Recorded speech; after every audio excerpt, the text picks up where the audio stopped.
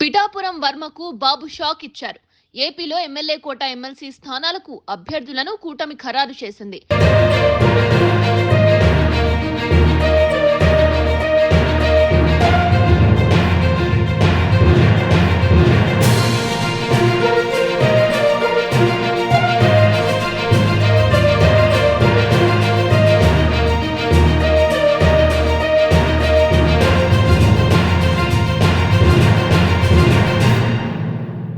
TDP నుంచి C Ramachandraiah, Janasena నుంచి పిడుగు హరిప్రసాద్కు అవకాశం కల్పించారు.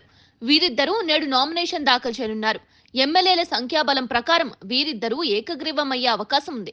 అయితే పవన్ కళ్యాణ్ కోసం పిఠాపురంలో కష్టపడిన వర్మకు ఎమ్మెల్సీ టికెట్ ఇస్తారని అందరూ భావించారు. కానీ ఊహించిన విధంగా వర్మని కాదని సి రామచంద్రయ్యకు అవకాశం ఇవ్వటంతో వర్మ అభిమానులు షాక్ కు గురయ్యారు.